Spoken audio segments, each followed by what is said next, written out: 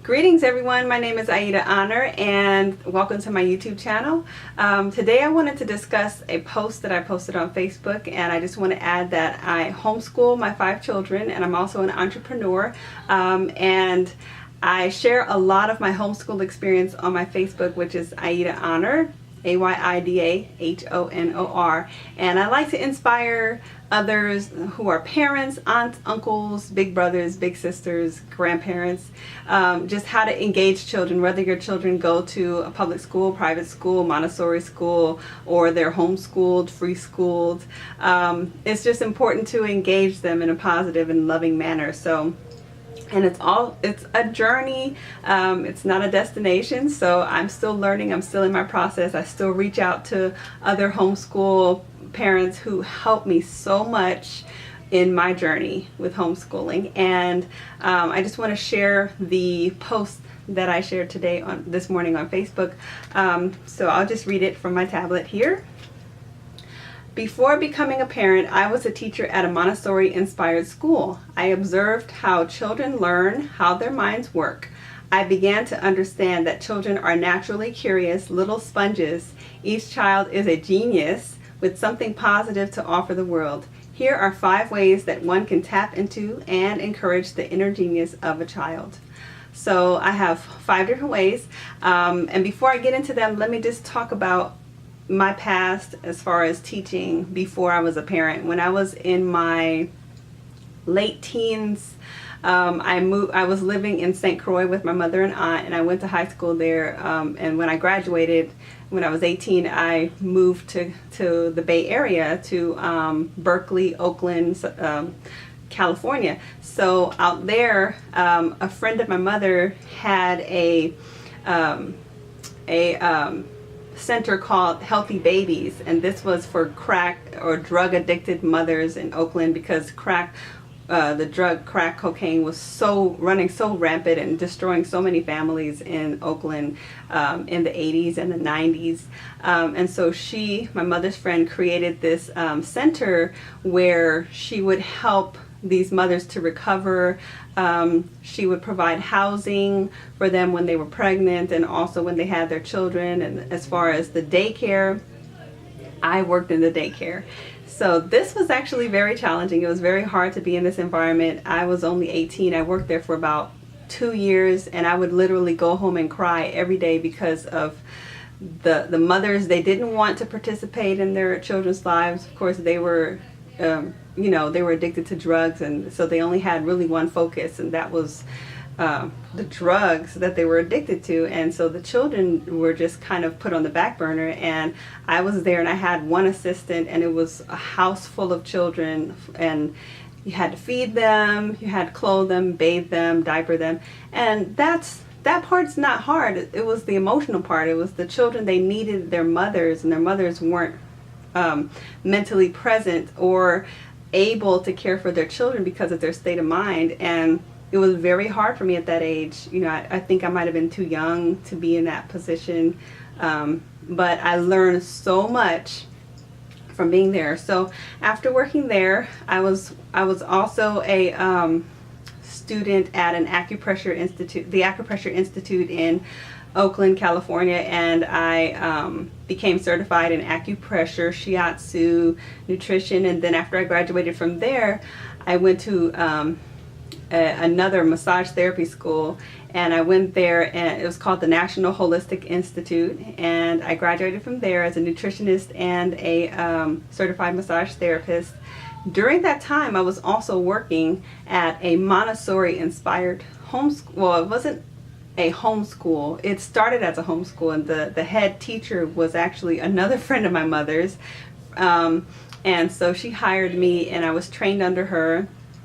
And what she would do is she would bring in children whose parents were having a hard time with their child being able to advance in public school or private school, and they might have had learning disabilities, or they just might have needed to catch up and get on their grade level or whatnot. And so this school was not only for children who needed help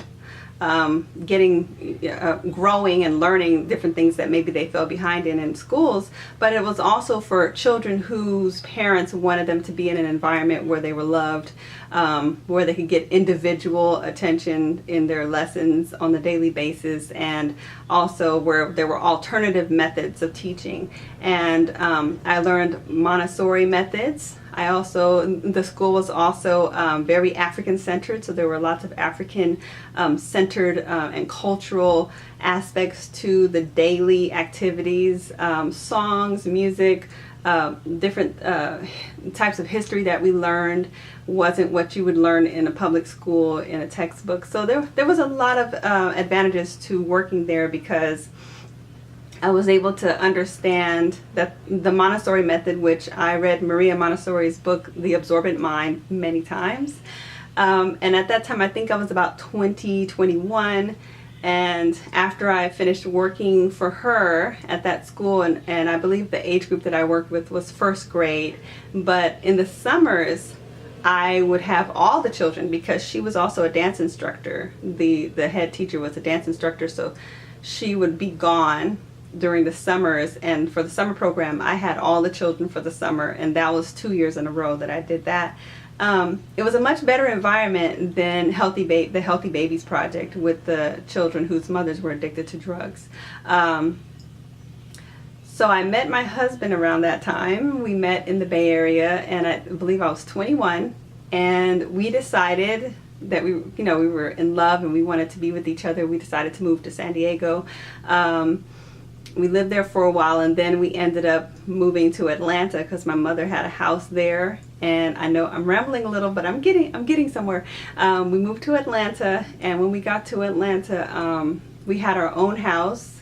That's 2 years later, we were expecting our first child. And during that time, during that 2 years in Atlanta, I worked at daycare. So I was working with children again. It just must have been something that I needed to do. And I feel like I was being trained. I worked with newborn babies whose parents worked for a law firm that was across the street from the daycare. So they could come and see their children anytime. The ages ranged all the way from, actually it wasn't newborn, it was 3-month-old babies all the way up to maybe first or second grade in the same building. And so I worked there with the babies, and I enjoyed that. It was a good experience. And then when my husband and I were expecting our first child, who's now 12, I decided I wanted to homeschool. I wanted to water birth. I wanted to do everything naturally. So we moved back to San Diego to be around family, and we moved out here to Southern California. And because my husband and I both felt it was important to be around family when you have a child, so that you can have support and just that nurturing environment. And so as my oldest child started to grow, I started to observe him. I started to see, what is it that I want? What kind of learning environment can I provide for him? I started asking myself questions like, am I even adequate to teach my child? I don't have a high school, I don't have a college degree. Can I provide the right kind of learning environment for him? And so, I asked all these questions. I did research. I read books. I really tried to prepare myself. I even tried to mimic the classroom environment in my home, giving him a desk, which it was nice to have that, but he was too young. I think I was doing too much too fast, and he wasn't ready for it. And so fast forward to now, I've learned a whole lot over the last 12 years, and now my oldest is 12, my youngest is 5, and they're all at a level where they're ready to receive information, they're ready to learn. They all are on different levels of learning, and it's just an exciting journey. So, okay, now I'm going to share with you those 5 tips that I have. Here are 5 tips that can help you to tap into and encourage the inner genius of your child. Number 1, observe your child. Number 2, be patient, engage with love energy. Number 3, offer learning tools. Number 4, include children in daily activities. And number 5, find the teachable moment. Okay, so let's start with number one, observing your child. The reason why this is so important is because when you observe your child, you begin to understand the way that they learn, because every child learns differently. Some children are tactile learners, other children learn in different ways. So each child is, even in the same home, each child's not going to learn the same way. So one of the things that I started to do when I realized that maybe mimicking the public school classroom type of environment wasn't working for my children, I took a step back. I actually got a literal journal and wrote down each of my children's names and wrote down their interests under their names, the types of toys they like to play with. I just let them play, and I just sat there and watched them. I didn't interrupt. I didn't force them to do anything during that time. It was just me sitting back and observing, and it taught me so much about my children. At that time, my oldest were, I would say, preschool and toddler, and then I had a small baby at that time. So that really helped me to understand what I needed to do to make their learning environment more more of what they needed at that time. So observing your child is important. Number two, be patient and engage with love energy. Patience, patience, patience. One thing that I have learned over the years is that being patient with my children allows them to learn more freely. They're more interested in learning if I'm patient with them. If I'm rushing them to learn a certain concept, or if I'm forcing them to learn something within a certain amount of time, or if I'm telling them you have to learn this by the age of 12, or you have to learn this by the time your next birthday comes, or if you don't learn this you're going to get in trouble, or just yelling or screaming at them, those things children will shut off, literally shut off, and they will not be able to receive the information that you're trying to provide for them. And of course that goes with engaging with love energy. Engaging my children with love, it really allows them to know, it lets them know that I care about them. I care about their learning process. I want them to enjoy learning, but I also want them to understand that discipline is important, responsibility is important. Okay, so moving on. Number three, offer learning tools. And this doesn't mean that you have to go and buy expensive Montessori tools. If you can do that, hey, go for it. With me and my husband, we're on a budget. We're both entrepreneurs. We homeschool. We work from home, and sometimes there are challenges. There are financial challenges. So we know all about that. And what I've learned is that you can homeschool on a budget. You can teach your children, even if your child goes to a public school or a private school and they're away from home. When you get home, you can provide learning tools. If your child is interested in art, just get some paper and some art supplies and have those ready, available to them. My children love art. If we have paper and markers, crayons, paints, colored pencils, they're fine. They will do art for hours at a time. Early in the morning, my daughters get up and they do art without any supervision. They're just up drawing pictures, cutting out, pasting, and I'll have to do a video just to demonstrate them doing their little art projects. It's really amazing and fascinating. If your child is interested in sports, just have different types of sports supplies available for them to play with. If your child's interested in geography, one of my children is really interested in geography. We don't have a lot of money, but we made sure that we bought him a globe, maps to put on his walls, other things that he's interested in so that he can engage in his learning process when we're not right there with him. So he can do that on his own. He can go and learn those things on his own. My youngest son is interested in science, so we make sure that we have microscopes around that he can use at his, when he's ready to go and explore that type of information. Okay? It doesn't mean that you have to have a whole lot of money. You can buy these supplies. You can make things. You can make supplies. When my youngest were small, we used to do arts and crafts every single day. That was something that we just did. We made paper mache. We did all kinds of things. And I didn't have a whole lot. We didn't have a whole lot back then, but we just made it work, and we did what we could with what we have.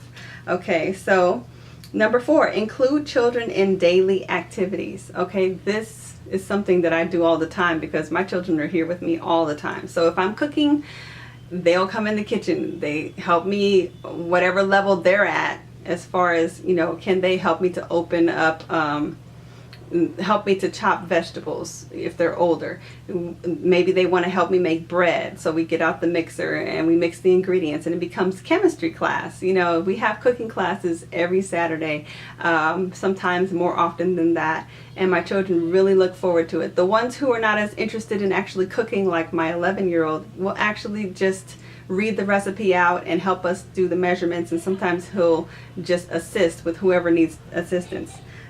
So we also, as entrepreneurs, my husband and I, we have to go to the post office and we have to ship off our items to our customers. So I try to engage my son who's interested in geography. I'll say, okay, Avi, you know, what is the postal code for Minnesota? What's the postal code for this area? And so he'll help me do research with that, with filling out information to ship items at the post office. So okay, so let's move on to the next one. Find the teachable moment. Number 5, find the teachable moment. So this is really important because we get busy as adults. There are always responsibilities. There are things that we have to do: cooking, cleaning, working, with me homeschooling, you know, whatever it is, there's always some time when you can provide your children with a learning experience. And it doesn't have to be them sitting at a desk. It can just be sitting down reading a book with your child, or drawing a picture with them, or just playing music with them. Whatever it is a teachable moment. It's a time that you can spend together, regardless of how busy we become, and engage your child so that they feel like they're learning something. But it's not just about learning, it's about just spending time with them and learning while they're spending time with you. Okay, so those are the 5 tips. I hope that this video is helpful. I have some other homeschool videos. Be sure to check them out, and I will be posting more soon. If you have any topics that you'd like for me to discuss, please post a comment below. Please don't forget to subscribe and to like this video. Peace.